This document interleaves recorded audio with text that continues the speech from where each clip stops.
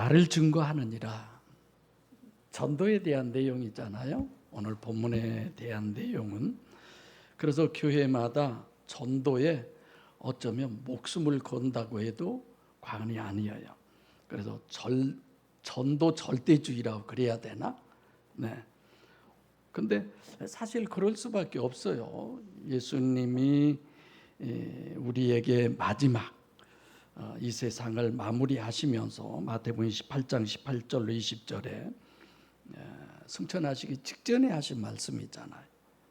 하늘과 땅의 모든 권세를 내게 주셨으니 그러므로 너희는 가서 모든 족속으로 제자를 삼아 아버지와 아들과 성령의 이름으로 침례를 주고 내가 너희에게 분부한 모든 것을 가르쳐 지키게 하라. 볼지어다 내가 세상 끝날까지 너희와 항상 함께 있으리라.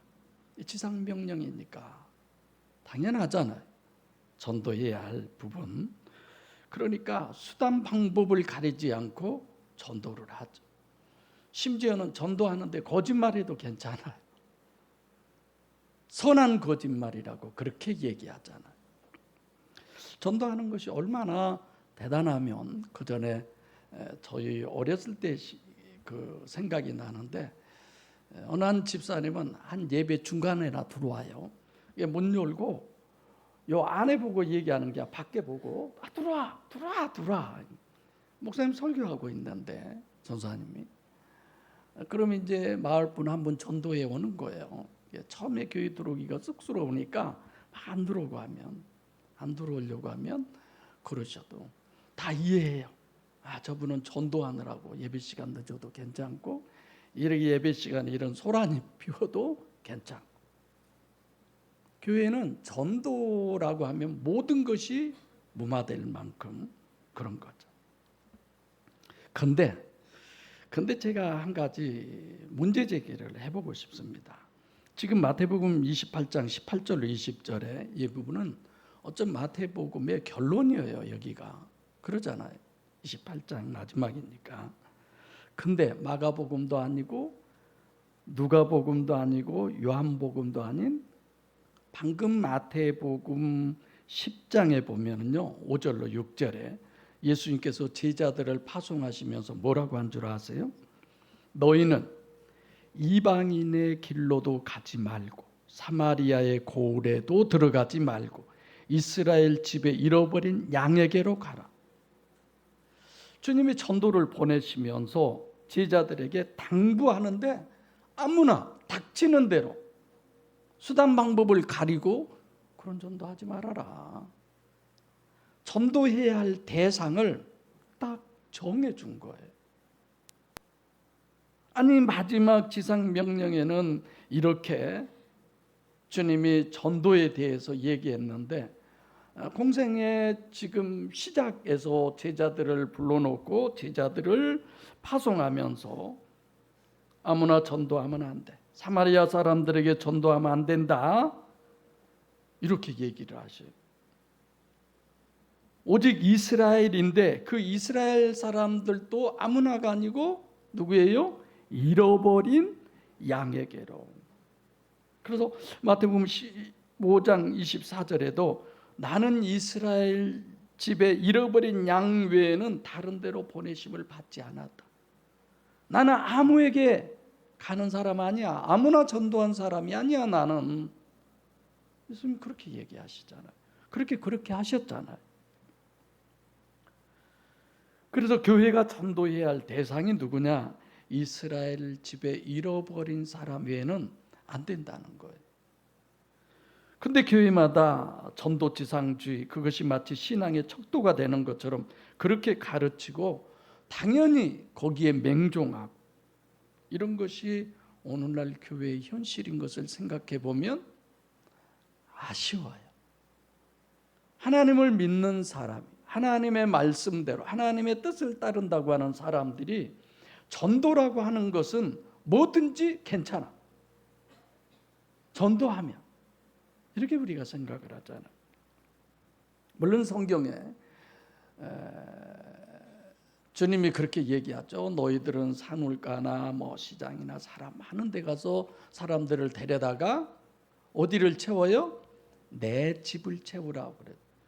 근데 그 내 집이 이 예배당입니까? 천국입니까? 예배당이에요? 천국이에요? 천국이죠. 이게 어떻게 하나님의 집이에요? 근데 우리들은 그렇게 생각을 하는 거야. 여기가 하나님의 집이야. 그러니까 여기다 채워야 돼. 그래서 빈자리가 있으면 가슴 아파하고 마음 아파하고. 하나님의 나라에 채워야죠. 그래서 물론 성경에는 주님께서 전도에 관한 것을 많이 가르치고 전도 주님도 그것이 목적이어서 오셨잖아요. 근데 그 중에서 가장 전도요 선교의 핵심이 되는 성경 구절을 한 세 가지 얘기할게요. 첫째는 지금 마태복음 28장 18절부터 20절이 가장 대표적이고, 또 하나는 사도행전 1장 8절. 방금 들은 것 같지 않으세요? 언제 들었어요? 네, 내가 목도할 때, 여러분들 목도할 때 제가 봉독한 내용이죠. 사도행전 1장 8절. 오직 성령이 너희에게 임하시면 너희가 권능을 받고 예루살렘 곧 유대와 사마리아 땅 끝까지 이르러 내 증인이 되리라 하시니라. 그리고 오늘 본문이에요. 이 세 군데가 집중적으로 예수님이 전도에 대한 그 성경 구절. 근데 이 세 구절마다 조건이 있어요. 전도하는 데 있어서의 예수님이 하신 말씀이지만 다 어떤 조건을 내요. 너희가 전도를 하려면 이 조건을 갖추어야 돼. 이 조건 갖추지 않으면 너희는 안 돼. 그건 전도도 아니야. 했어도 그건 아니야. 주님은 이렇게 얘기하죠. 그것이 뭐예요? 오직 성령의 역사로 전도하라는 거예요. 할렐루야. 앞에 나와서 찬양을 하든 앉아서 하든 기도를 하든 뭘 하든 헌금을 하는 것도 마찬가지. 성령의 역사여야 합니다. 특별히 전도는 이 세 구절 다 성령의 역사로 해야 될 것에 대한 전제를, 그 조건을 우리에게 얘기하고 있어요. 그런다면 전도하기 위해서 우리는 뭐가 돼야 돼요? 성령이 내게 역사하시기를, 그게 갖추어져야죠. 그래서 전도를 이렇게 해라 저렇게 해라가 아니라 전도하는 것에 대한 그 하나의 논리를 오늘 말씀드리려고 그럽니다. 오늘 본문에는 뭘로 얘기하셔요? 성령 대신에 보혜사로 얘기하죠. 보혜사. 그래서 마태복음 28장 20절에 내가 세상 끝날까지 너희와 항상 함께 있다. 아니, 예수님 십자가에 못 박혀 죽으셔서 부활 승천하셨는데 세상 끝날까지 여러분과 저와 어떻게 함께 있어요? 그냥 있다라고 하면 됩니까? 어떻게 해요? 뭘로 함께 하셔요?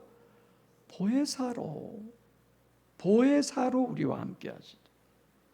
성령으로 함께 함을 우리에게 얘기하고 있습니다. 그래서 우선 주님이 말씀하시는 교회에서의 전도는 절대적 조건이 성령 안에서 성령의 역사로만 하는 것이지, 우리가 수단 방법을 가리지 아니하고 거짓말까지 해가면서 그건 안 되잖아요.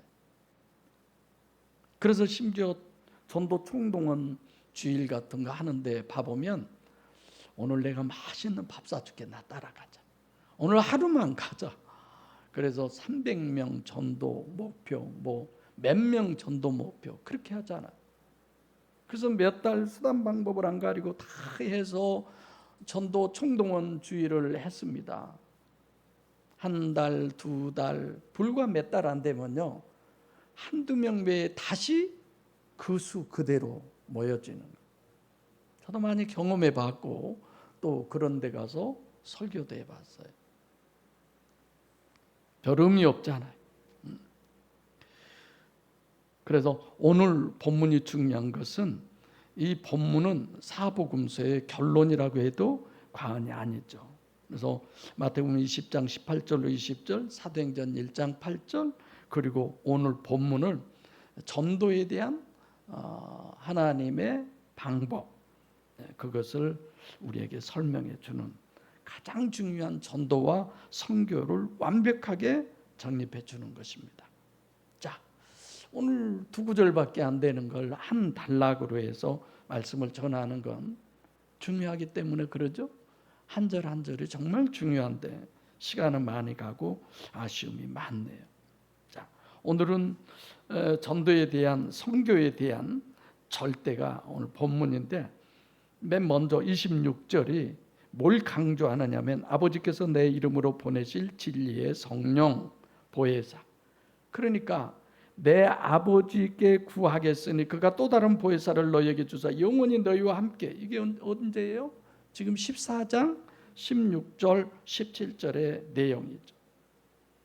이는 진리의 영이라고 하면서 우리의 어디에 계신다고 그랬어요? 속에. 우리 속에 어디예요?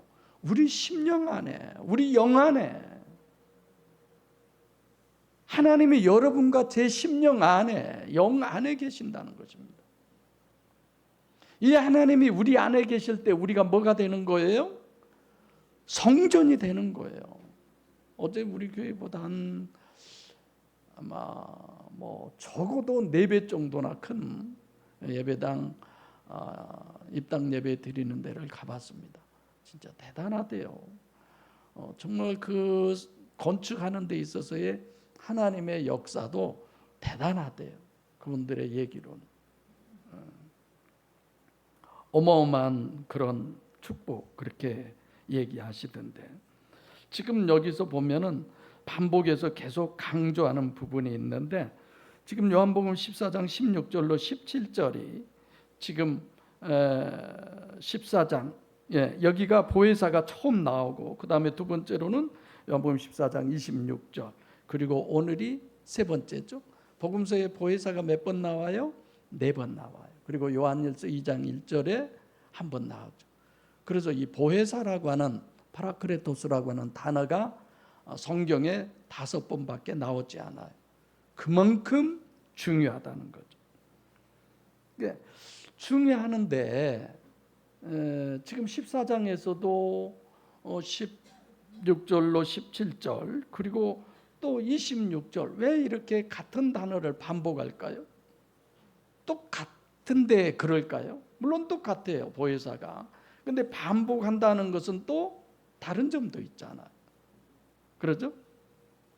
그래서 보혜사론을 정립하는 부분에 있어서는 같으면서도 달라요. 다르면서도 같은 거예요. 이런 부분을 우리가 함께 생각해 보겠습니다. 14장 16절 17절은 보혜사는 누구와 같다? 성령과 같다. 성령이에요. 보혜사도 성령이에요. 그러니까 지금 여기서 얘기한 성령과 보혜사는 같은 거예요. 14장 26절은 보혜사의 능력, 내가 너희에게 말한 모든 것을 가르치고 생각나게 한, 그 말은 능력, 능력이 같다는 거예요. 누구하고? 성령하고. 자, 성령이에요. 성령인데 보혜사라고도 부르는 거예요. 보혜사라고 부를 때는 언제 보혜사라고 불러요? 여러분과 제 심령 안에 들어와 계신 성령을 보혜사라고 그래요. 자, 그래서 이런 어떤 능력은 같다는 거죠. 그런데 똑같은 보혜사 성령인데 왜 첫 번째와 두 번째 뭐가 다르냐? 보혜사가 증거하는, 주님과 성령이 증거하시는 이 부분은 주님도 역시 같은 거죠. 자, 능력도 같고 우리가 부르는 호칭도 같은데, 본문에서 증거하는 것은 이제 보혜사가 증거하는 것과 성령이 증거하는 것은 다르기 때문에 또 이렇게 얘기하신다는 거예요. 이 부분에 있어서 27절에 강조법은 너희도 처음부터 나와 함께 이렇게 돼 있죠. 오늘 본문의 27절에 이 처음이라고 하는 단어가 원어로는 아르케라고 하는 단어예요. 창세기 할 때 제가 자주 거론을 하죠. 그래서 일반적으로 이 단어를 번역할 때는 처음이라는 개념, 퍼스트라고 하는 영어로, 아르케는 이런 개념도 있어요. 그 정도만이 아니에요. 요한복음 1장 1절에 태초에 말씀이 계시니라. 이 말씀이 하나님과 함께 계셨으니 이 말씀이 곧 하나님이시다. 태초에 말씀이 계신다. 이 태초라는 단어가 뭐예요? 아르케예요. 이 단어도 다시 말하면 처음이라는 출발, 시작 이런 개념도 있지만 또 다른 개념이 있어요. 지배한다. 근자에 제가 말씀드렸는데 통치한다는 개념이 있어요. 그래서 누구예요? 우두머리라는 개념. 지배자라고 하는 그런 개념. 그래서 대제사장을 누구라고 한다고요? 아르케라고 하는 단어를 써요. 자, 아르케라고 하는 단어를 쓴 것은 뭐냐? 우두머리라는 뜻인데, 그래서 처음이라고 하는 부분, 끝이라고 하는 부분도 연결이 되는 거죠. 그래서 처음과 끝은 정반대지만 이런 것들이 이 아르케의 개념이에요. 또는 근본요, 절대요, 총체적인 그런 의미다. 이렇게 생각하면 됩니다. 그리고 세 번째로는 보혜사가 누구를 증거해요? 주님을 증거해요. 보혜사가 27절은 누가 증거해요? 교회가 증거해요. 시간이 많이 지나서 보혜사가 이제 임마누엘 한 것이 교회죠. 이 예배당이 교회 아니죠? 불러냄을 받는 자. 그래서 그 사람 심령 안에 성령이 거하는 사람을 성경은 누구라고 그래요? 교회라고 그래요. 에클레시아, 교회. 보혜사가 그 심령 안에 있는 사람을 성경은 교회라고 그래요. 그래서 26절은 보혜사가 주님을 증거하고 27절은 교회가 주님을 증거합니다. 또 27절은 너희라고 그러죠. 너희라고 하는 것은 한정된 걸 얘기해요. 이거는 어느 한정된 어떤 그룹, 많은 게 아니죠. 그래서 교회가 증거하는 것이나 보혜사가 증거하는 것이나 내용은 같아요, 틀려요? 같아요. 그 내용이 어떤 것이냐 이런 거예요. 그러니까 내용은 같지만 증거하는 방법은 달라요. 이게 다른 거예요. 보혜사와 성령이 예수 그리스도를 증거하는 그 내용은 같아요. 내용은 같은데 뭐가 다르냐? 방법이 달라요. 이런 부분을 오늘 말씀해 드리겠습니다. 그래서 보혜사와 성령은 같으면서도 다르다라고 그렇게 말씀을 드렸는데, 보혜사가 주님을 증거하고 성령이 주님을 증거하는 것은 같으면서도 다르다. 그러면 성령이 증거하는 것은 뭘 얘기하느냐? 말씀이에요. 지금 오늘 본문대로 본다면 아직 신약이 써 있어요? 안 써 있어요? 안 써 있어요. 그럼 뭐만 있어요? 이때는 약이 한 가지 약밖에 없는 거야. 구약이라는 얘기죠. 예수님께서 그러잖아요. 너희가 영생을 상고하거니와, 또 그걸 상고하기 위해서 성경을 상고하죠. 그럼 성경이 누구에 대해서 기록되어 있다고 그랬어요? 예수님에 대해서. 그러니까 지금 예수님이 하신 말씀인데 예수님 때에 뭐가 기록되어 있어요? 구약이 기록되어 있어요. 그래서 요한복음 5장 39절, 누가복음 24장 44절에 예수님께서 성경이, 구약이 나에 대해서 기록되어 있다. 그럼 그 구약을 성령이 예수님을 증거하고 있는 거죠. 예수님의 증인이 되는 거죠. 그래서 본문이 예수님께서 굳이 보혜사론과 성령론, 주님을 증거하는 이런 모든 부분을 굳이 하나하나 다 얘기할 필요도 없는데 이렇게 얘기해요. 성령이 약속하고 계시하신 것은 그 성취로 주님을 정립하라는 것인데, 첫 번째 주님의 요구가 뭐냐? 어떤 것이냐? 구약은 뭘 얘기해요? 오실 예수님을 얘기하잖아. 오실 예수님.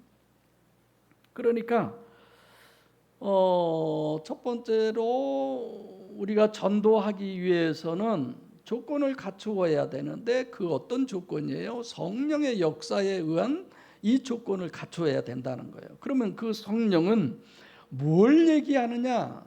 어떤 내용을 얘기하느냐? 성령이나 보혜사나 같은데 예수님이 누구예요? 하나님이심을 증거하는 거예요. 하나님의 육신을 입고 이 땅에 오신 그분을 증거하는 겁니다. 그분이 여러분과 저를 구원할 자라고 증거하는 거예요. 근데 그 증거가 어떤 거예요? 이중체라는 거예요. 자, 제가 구약을 읽어드릴게요. 이사야서 9장 6절과 11장 1절과 2절에 한 아이가 낳았어요. 이새의 줄기에서 한 싹이 났다고 얘기합니다. 그럼 아이나 싹으로 강조한 의미는 약자라는 거죠. 약자. 그러면서 뭐라고 하느냐? 전능하신 하나님이요 영존하신 아버지라는 거예요. 그분이. 그래서 이사야서 9장 6절이나 11장 1절과 2절은 절대로 성육신하신 신인 메시아가 그런 어떤 한 싹이라든가 뭐 이런 존재가 아니라 그분은 위대한 하나님이다. 그러니까 인간적인 부분도 있고 하나님적인 부분도 있는 거야. 이걸 뭐라고 그래요? 이중체라고 그러는 거예요. 어제 신계식 집사님하고도 성경 공부하면서 육신을 입고 오신 하나님이신 예수님이 육체가 어떤 분이냐, 헤라클레스 같은 그런 존재냐. 근데 그 예루살렘 성전으로 올라가는 그 부분에 보면 굉장히 가파르잖아요. 거기를 예수님이 뭘 타고 가셨어요?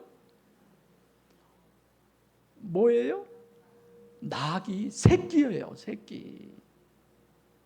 그러면 예수님은 신계식 13보다 훨씬 몸이 더 약할 거야. 아무도 타보지 않는 낙이 새끼를 타고 그 언덕으로 올라갈 수 있었으니까. 근데도 막 그림은 대단하죠. 예수님이 뭐 어마어마하고, 물론 계시록에 보면 또 그래요. 그러니까 예수님이 겉으로 보면 그냥 무슨 저런 사람이 하나님이야, 뭐 힘도 없고 그냥 뭐 이런 분인 것 같은데, 근데 그 안에 누가 계세요? 하나님이 계시는 거야. 여러분들과 제 심령 안에 성령이신 보혜사 성령이 우리 안에 계시면 겉으로는 이러지만 우리 안에 누가 계셔요? 하나님이 계시는 거야. 하나님의 신이 들린 자라니까요. 여러분들과 제가. 할렐루야. 그래서 이건 예배당이지 이건 성전이 아니에요. 어디가 성전이에요? 고린도서 3장 16절. 하나님을 모신 보혜사가 들어와 계신 그가 하나님의 다 같이 뭐예요? 성전이다 이거예요. 할렐루야. 오늘 내가 조금 흥분한가 안 같아? 조금 뭐에 취한가 안 같아요? 저 술은 안 먹었어요. 우리 친구가 저한테 전화해가지고 자네는 목사라 늘 주님한테 취하지만 나는 늘 나도 자네 못지않게 주님에게 취하고 있다. 바깥 주님이라고 내가 그렇게 이름을 붙여준. 적어도요 하나님을 소유하면 여러분과 저는 성전이에요. 얕보지 마세요. 누가 얕보면 그냥 한 방 먹이세요. 속으로 또 주먹질하지 말고. 주집사님 잡아가요. 내가 왜 그러냐? 어제 그런 데 가서 보면서 너무 마음이 막 답답한 거야. 너무 답답한 거야. 처음부터 끝까지 그냥 성전 타령하고. 그래서 성육신하신 신인 메시아 예수 그리스도 그분은 겉사람은 뱁새처럼 그냥 아주 연약하고 육체 우선이지만 속은 황새인 전능하신 하나님이 계신 분이에요. 그분이. 그걸 우리는 증거하는 거야. 전도하는 사람은 그걸 얘기하는 거예요. 예수 믿으면 복 받고 사업이 잘 되고 그건 생 거짓말이에요. 그러니까 큰 교회에서 목사님들이 아프면 장로님들 몇 분만 알고 쉬쉬쉬 하잖아요.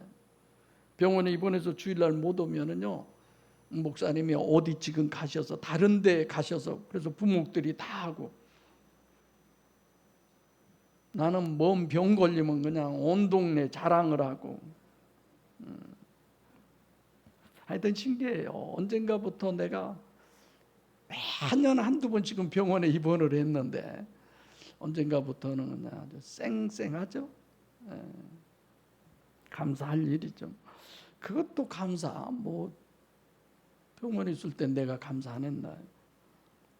그래서 첫 번째 이렇게 성령과 보혜사가 같으면서도 다른 이 얘기는 구약에서 약속하고 계시하신 성육신하신 신인 메시아의 성취, 이중체를 증거하라는. 아시겠죠? 예. 전도는 그렇게. 두 번째로는 아르케라는 단어인데, 나와 함께 있겠다. 너희가 나를 그러면 증거한다. 처음부터 아르케를 얘기하는 거죠. 이게 주님이 3년 반 공생애를 사시는데 맨 마지막 가지고 지금 증거를 해도 되는데, 이 부분에서 주님이 얘기하는 것은 아르케라는 부분을 얘기하죠. 공생애를 전제로 하고 주님이 증거하는 내용은 뭘 증거해요? 우리가 주님을 우리가 증거할 때, 그분은 이중체다. 그 다음에 뭘 우리가 전해야 될까요? 주님이 오셔서 전했던 게 뭐예요? 사복음서를 증거해요. 우리가 전도를 할 땐 사복음서. 그리고 세 번째로는 주님을 증거할 때에, 주님을 증거할 때 십자가를 증거해야 합니까? 부활의 주님을 증거해야 합니까? 두 분 권사님 지금까지 이제 다른 데서 오셨지만 한번 생각해 보세요. 1년에 십자가에 대한 설교가 많던가요? 부활에 대한 설교가 많던가요? 거기는 부활의 설교가 많았어요? 좋네.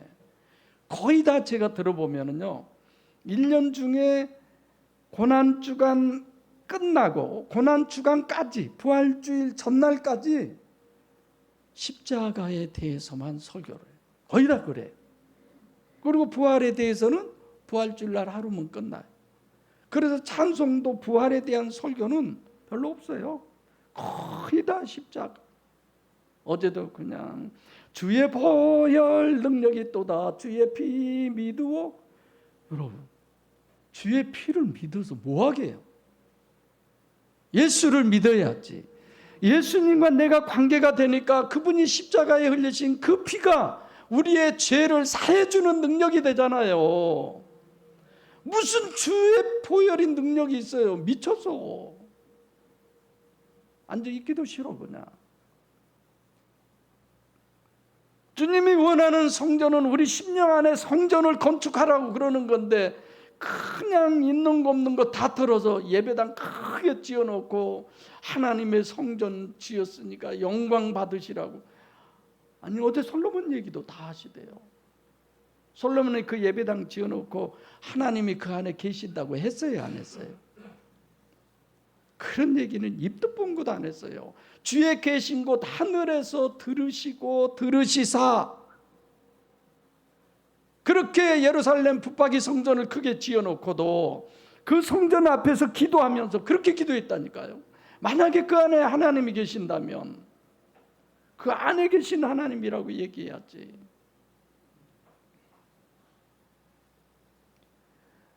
그래서 부활 구원이지 십자가 구원이 아니에요.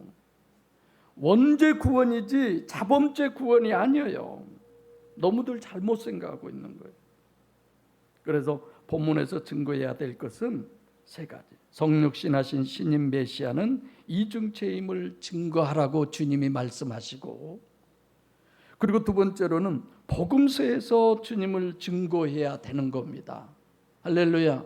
주님이 하신 말씀 하셔야지. 물론 바울이 했던, 베드로가 했던, 누가 했던 다 하나님의 말씀이지만 주님이 하신 말씀, 하나님이 직접 오셔서 하신 말씀을 하셔야지. 마지막 세 번째로는 원죄 구원이 보혜사를 증거하라는 것이 주님을 증거하는 것입니다. 아시겠죠? 이중체를 증거하는 것이 주님을 증거하는 것이고, 복음서를 증거하는 것이 주님을 증거하는 것이고, 마지막으로는 원죄 구원은 보혜사를 통해서만 해결된다는 것을 증거하라는 거예요. 할렐루야. 우리가 아무나 쥐어잡고 아무나 어떤 소리든지 그건 아닌 거예요. 그래서 보혜사와 성령이 다른 점을 좀 말씀드릴게요. 자, 보혜사는 어디에서만 역사를 할까요? 우리 심령 안에서만. 보혜사는요, 우리 심령 안에서만 역사해요. 밖에서 역사하지 않아요. 그럼 성령은 밖에서도 역사하고 심령 안에서도 역사하고. 이게 달라요. 자, 그러면 보혜사가 예수를 증거하는 그 증거는 누구에게 하는 거예요? 누구에게 하는 거예요? 누구에게 해요? 보혜사가 예수를 증거한다면, 보혜사가 역사를 한다면 누구에게 증거해요? 나에게. 저 다른 데 있는 그런 게 아니라니까요. 내 안에 계셔서 그분은 나에게 누구를 증거해요? 주님을 증거하는 거예요. 오늘 본문에 주님을 증거하잖아요. 할렐루야. 저는 너무 이런 부분이 감동이 되더라고요. 감격이 돼. 그러네요, 주님. 내 안에 계셔서 보혜사 성령 하나님께서 주님에 대해서 나에게 더 많이 증거해 주세요. 그 소리에 내가 귀를 기울일 수 있도록 해주세요. 이런 기도가 안 드려질 수가 없더라고요. 성령은 말씀으로 우리 밖에서 역사하시고, 이게 다른 점이에요. 그래서 보혜사가 증거하는 증거는 우리 안에서, 교회는 안에서도 하고 밖에서도 하고. 아니, 성령은 보혜사가 선교를 하고 증거해야 할 대상은 아무나 대고 하지 않습니다. 나에게 합니다. 여러분들과 제 심령 속에서 심령에다 말씀하십니다. 할렐루야. 그 소리가 어제 아침에 막 천둥벼락 어마어마하게 쳤죠. 천둥벼락이, 영적인 천둥벼락이 여러분과 제 심령 안에 쳐주시기를 바랍니다. 아멘. 딸짝 못할 정도로 정말 그래야죠. 하나님, 내가 하나님 벼락을 맞고 싶습니다. 성령의 벼락을 맞고 싶습니다. 보혜사 하나님의 벼락을 내가 맞고 싶습니다. 내 안에 때려주세요. 내 안에 임해주세요. 이래져야 되잖아요. 우리가 하나님이 들어와 계신 성도가 돼가지고 맹숭맹숭해서, 성경은 그러잖아요. 뭐 하면 토할까라고 주님이 얘기하셨어요?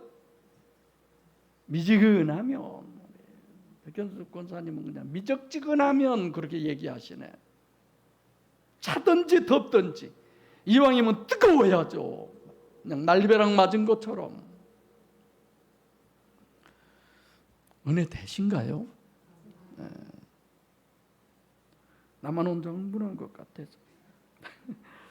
그래서 계속 이렇게 강조를 하는데, 보혜사는요, 내 속에서만 역사해. 정말 사모하세요. 내 속에서 역사하시기를. 내가 내 심령 속에 주님을 증거한 것을 가지고 내가 이제는 내 안에서 역사되어진 그 보혜사 성령의 역사를 가지고 에크파이노, 밖으로 나가서 이제 예수를 증거하게 되는 거예요. 할렐루야. 내가 먼저예요. 오직 성령이 너희에게 임하시면 나부터예요. 그 다음이야. 예루살렘과 온 유대와 사마리아와 땅끝까지 이르러. 예루살렘이 어디예요? 중심, 내 심령이잖아요. 내가 보혜사 성령이 내 안에 임하여야만이 밖으로 전하여지는 거예요. 이건 원리예요. 그래서 성령이 주님을 증거하는 것은 구약 신약 다 할 수 있어요. 보혜사는 우리 심령 안에 들어오시는 것만이 보혜사니까 그분은 우리 안에서만 역사할 수 있죠. 그래서 우리가 구약에 보면 다니엘이나 뭐 이사야나 뭐 이런 사람들 하나님이 그 안에서 역사하시잖아요. 그러죠? 예, 성령은 다 할 수 있어요. 보혜사는 그렇지 않죠. 예레미야 같은 경우도 뭐 도주 전에 수요일 날 말씀드렸지만 예레미야도 마찬가지잖아요. 성령이 그 안에서 역사하셔서 하시는 말씀 있잖아요. 또 보혜사는 부활하신 예수님이 승천하셔서 우리 안에 임재하신 분이니까 이때는 보혜사가 아니죠. 구약에서는 잘못 이해할까 봐. 사도 요한이 계시록을 기록했습니다. 사도 요한은 듣기도 하고 보기도 했어요. 가시적으로 보기도 하고 가청적으로 듣기도 했어요. 근데 시간이 없어서 다 구체적으로 얘기하지 못하지만 내 안에 계신 보혜사는 보이지도 않고 들리지도 않게 내 심령 속에 직접 말씀하셔요. 직접 역사하셔요. 이 눈이 아니라, 이 귀가 아니라 영의 귀로, 영의 눈으로 누굽니까? 하와에 대해서 다 우리가 창세기 할 때 할 수 있잖아요. 영의 눈이 멀어버리니까 막인데 뭘로만 봐요? 뱀으로만 본 거예요. 겉만 보는 거예요. 오늘 창세기 반 그 부분 좀 더 하겠습니다. 그래서 가시적인 가청적인 부분은 아직도 믿음이 없는 사람에게 성령이 역사하실 때 그렇게 하시는 거죠. 성숙한 사람에겐 그런 것이 없어요. 그래서 여러분들과 저는 오늘 본문을 통해서도 그래 맞아. 성령의 역사로만 그리고 보혜사로 역사로만 이게 예수님의 증인이 되는데 우리가 예수님의 증인이 되는 내용은 첫째 이중체, 두 번째로는 복음서, 세 번째로는 뭐예요? 원죄 해결은 보혜사로만 가는 거예요. 보혜사. 그래서 어떤 상황이 돼도 우리 안에 하나님 모셔야 돼요. 하나님 모시는 신주단지가 돼야 돼요. 보혜사가 거하는 사람이 바로 그 사람이죠. 그래서 여러분들과 저는 교회가 주님에게 이제 증거할 때 그러면 어떻게 증거하느냐? 자, 주님이 내 안에 보혜사가 내 안에 임하셨어요. 그럼 내가 뭐예요? 이제 교회야. 성령으로 내가 예수 그리스도에 대한 증거를 받았어요. 그러면 내가 받았으면 이제 내 안에 계신 주님을 증거를 해야 돼. 그게 뭐예요? 교회예요. 교회. 그러면 교회가 어떻게 다른 사람에게 주님을 증거할 수 있느냐? 어떻게 다른 사람에게 복음을 증거할 수 있느냐? 이 부분은 간접도 증거되지만 직접적으로도 증거가 되는 거죠. 직접적으로 어떻게 그 교회가 주님을 다른 사람에게 증거하느냐? 요한복음 14장 16절로 17절 보혜사 성령으로 내가 먼저 거듭나야 돼. 내가 먼저 거듭나야. 그 다음에 갈라디아서 5장 22절로 23절 오직 성령의 열매는 사랑과 희락과 화평과 오래 참음과 자비와 양성과 충성과 온유와 절제.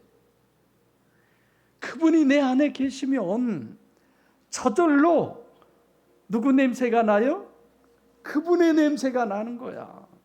그분이 누구예요? 예수 그리스도예요. 예수 향기가 나는 거예요. 예수 냄새가 나는 거예요. 그게 전도예요. 할렐루야. 그게 전도예요. 간접 증거는 뭐예요? 말씀을 전하는 거예요. 말씀을. 자, 그래서 주님을 증거하려면 우리가 어떻게 해야 되느냐? 이사야서 55장처럼 하나님과 우리는 천지 차이라고 그랬어요. 하늘과 땅 차이. 그러니까 어떻게 해요? 예수님도 나는 늘 전깃줄이라고 그러잖아요. 뭐예요? 예수님이 말씀을 하셔도 뭘 힘입어서? 성령을 힘입어서. 예수님이 귀신을 쫓아내도 뭘 힘입어서? 성령을 힘입어서. 예수님이 기뻐해도 뭘 힘입어서 기뻐해요? 성령을 힘입어서. 말 한마디도 예수님은 자기 마음대로 안 하시는 거예요. 우리 숙진 집사님 내기도 엄청 잘해주셔. 안 그래도 이쁜데 더 이쁘네. 이런 말도 함부로 하면 안 되는데 괜히 눈총 맞을라. 저 역시도 늘 마음속으로 그런 기도해요. 하나님, 내가 하나님의 전깃줄이 되게 해주세요. 나에게서 끝나지 않게 해달라. 진짜 하나님이 말씀하신 성령에 힘입어서 여러분들과 제가 늘 드려야 할 기도인 줄로 압니다. 그러려면 어떻게 해야 돼요? 자기를 부인해야 되잖아요. 저는 이 자리에 서면은요, 어디 가든지 떨리지를 않아요. 여기만 가면 얼마나 떨리는지. 저 자리가 뭐 떠는 자리나 뭐 밑에가 뭐 진동 있는, 여러분들을 많이 이해하시겠더라고요. 유일신이 직접 강림하셔서 인간과 함께해서 우리를 구원하시는 것이 천국 복음입니다. 네. 삼일째 하나님이 인간과 함께하는 것만이 구원이에요. 그래서 주님의 구원은 부활의 구원이지 십자가의 구원이 아니고 사는 구원이지 죽는 구원이 아니에요. 원죄로 죽은 사람을 살리는 구원입니다. 원죄 구원이지 자범죄 구원이 아니죠. 사랑하는 목양교회 성도 여러분, 보혜사로 삼일째 하나님이 여러분과 제 심령 안에 실제로 임마누엘 하시면 여러분과 제가 하나님의 자녀가 되는 거예요. 하나님의 자녀는 하나님 되는 거예요, 여러분. 그래서 예수님이 너희를 누구라고 한다고요? 신이라고 한다고 하셨잖아요. 보통 사람이 아니에요, 우리가. 히브리서에서는 그런 사람을 뭐라고 그래요? 세상이 감당할 수 없는 사람이라고 그랬어요. 보혜사로 삼일째 하나님이 주님께서 여러분과 제 심령 안에 십자가를 지고 들어오시기를 우리는 소원하셔야 합니다. 그것이 주님의 소원이고 하나님의 소원이고 주님의 영광이고 하나님의 영광이에요. 주님처럼 나를 완전히 부인하고 십자가에 못 박으시고 전능하신 하나님을 여러분과 제 안에 영접해 드림으로써 하나님의 자녀로 다시 태어나셔서 하나님의 능력으로 육신과 세상을 이기시고 하나님의 능력으로 모든 민족에게 예수가 하나님이심을 아까 얘기했던 그 주님에 대한 증거의 증인이 되시고 그래서 자랑스럽게 천국에 당당하게 입고 가시는 여러분과 제가 되기를 간절히 소원합니다. 기도하겠습니다. 살아계신 아버지,